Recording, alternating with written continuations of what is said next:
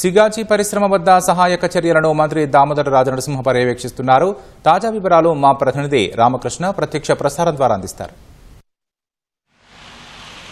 రాకేష్, సంగారెడ్డి జిల్లా పాయసమైలారం పరిధిలోని సిగాజీ పరిశ్రమలో అయితే మొన్న జరిగినటువంటి భారీ విస్ఫోటనం అయితే శిథిలాల తొలగింపు ప్రక్రియ కొనసాగుతూనే ఉంది.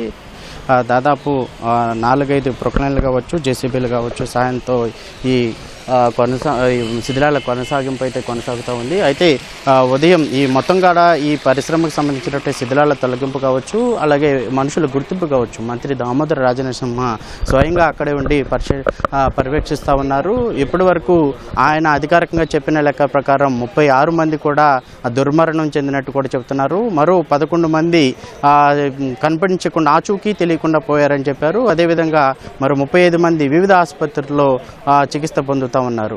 20 మృతదేహాలను అయితే శిథిలాల నుంచి బయటికి తీశారు.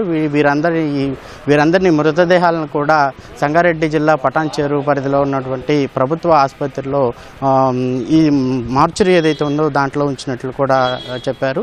అదేవిధంగా ఇంతకుముందు కూడా పిసిసి అధ్యక్షుడు మహేష్ కుమార్తో పాటు రాష్ట్ర కాంగ్రెస్ ఇన్ఛార్జ్ నటరాజ్ మీనన్ జగ్గారెడ్డి ఘటనా స్థలాన్ని పరిశీలించారు. ఇప్పటికే సిగాచి పరిశ్రమ ఏదైతే ఉందో దానికి సంబంధించినటువంటి యాజమాన్యంతో కూడా చర్చలు జరిపినట్టు చెప్పారు. బాధితులు నిన్న సీఎం రేవంత్ రెడ్డి వచ్చిన క్రమంలోనే బాధితులకు ₹1 కోటి నష్టపరిహారాన్ని ఏదైతే ప్రకటించారో దాన్ని ఇచ్చే విధంగా కూడా చర్చలు జరిపినట్టు కూడా చెప్పారు.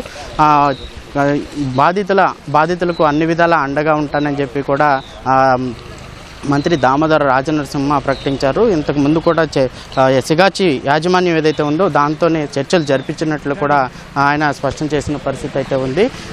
మొత్తంగా రాత్రి అయితే మాత్రం కొంత వర్షం వచ్చిన నేపథ్యంలోనే సిగాచి పరిశ్రమలో శిథిలాల తొలగింపు కొంత నిలిచిపోయిందని చెప్పుకోవచ్చు. అనంతరం ఉదయం మళ్ళీ తిరిగి పునఃప్రారంభమయ్యాయి. ప్రస్తుతం అయితే శిథిలాల తొలగింపు ప్రక్రియ కొనసాగుతూనే ఉంది. చనిపోయిన బాధిత కుటుంబాలు మాత్రం ఈ పరిసర ప్రాంతంలో రోదనలు మిన్నంటాయని చెప్పుకోవచ్చు. పొట్టకూటి కోసం వివిధ రాష్ట్రాల నుంచి ఒడిశా, మధ్యప్రదేశ్ ఇటువంటి ప్రాంతాల్లో అటు పక్క రాష్ట్రమైన ఆంధ్రప్రదేశ్ నుంచి ఈ పరిశ్రమలో ఉద్యోగ నిమిత్తం వచ్చారు. అయితే దాదాపు 2 నెలల క్రితం వివాహమైన ఓ ప్రేమ జంట కూడా ఇక్కడ ఇదే పరిశ్రమలో ఈ భారీ విస్ఫోటనానికి ఇద్దరు కూడా చనిపోయినట్లు కూడా అధికార వర్గాలు అయితే ప్రకటించాయి.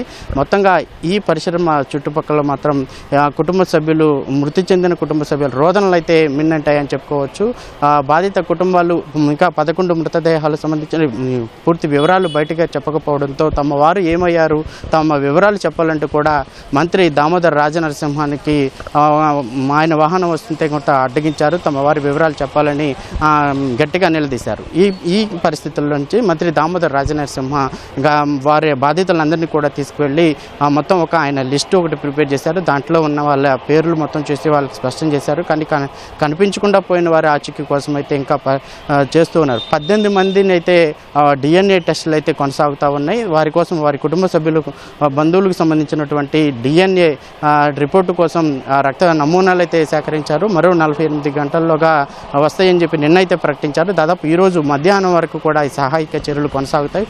అవి కొలిక్కి వచ్చే అవకాశం అని చెప్పి మంత్రి దామోదర రాజనరసింహ ప్రకటించారు.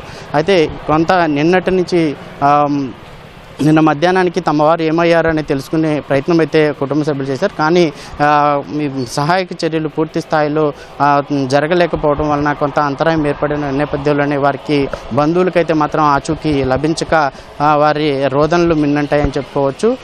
మొత్తంగా ఈ పరిసర ప్రాంతం మొత్తం కూడా తీవ్ర విషాద ఛాయలు అలుముకున్నాయని చెప్పుకోవచ్చు.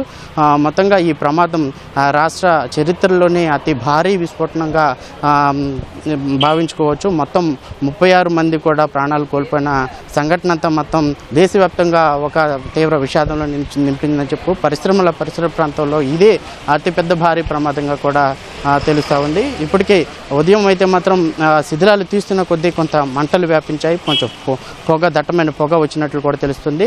మొత్తం ఫైర్ సిబ్బంది అక్కడే ఉన్న నేపథ్యంలోనే వాటి మంటలను అదుపు చేసి పొగంతా కూడా కొంత మాఫీ చేసిన పరిస్థితి అయితే కనపడతా ఉంది.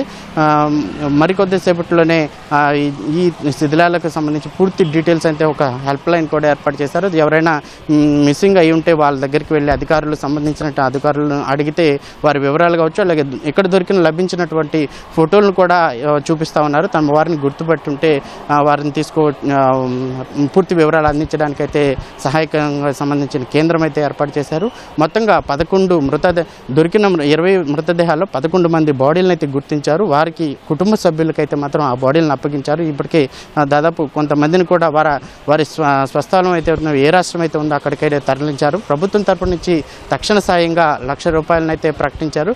అయితే ఆ ₹1,00,000 కూడా నిన్న 11 మందికి జిల్లా కలెక్టర్ ప్రావీణ్య చేతుల మీదుగా పంపిణీ చేశారు. అదేవిధంగా స్వల్పంగా గాయాలు పడిన వారికి ₹50,000 తక్షణ సహాయం కింద వారికైతే అందించారు. ఇంకా సహాయక చర్యలు అయితే ఈ సిగాచి ప్రమాదం జరిగినట్టు సిగాచి పరిశ్రమలో సహాయక చర్యలు కొనసాగుతున్నాయి.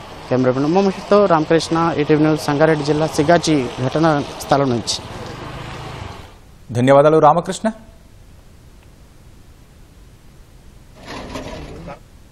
మిస్సికు సంబంధించి అంత డెబ్రీస్ క్లియర్ చేసిన తర్వాత ఇక్కడ కూడా ఆచూకీలు ఇది ఇక్కడ కూడా మాకు మిస్సింగ్ 11 ఇక్కడ మాకేమి ట్రేస్ అవుతలేదు.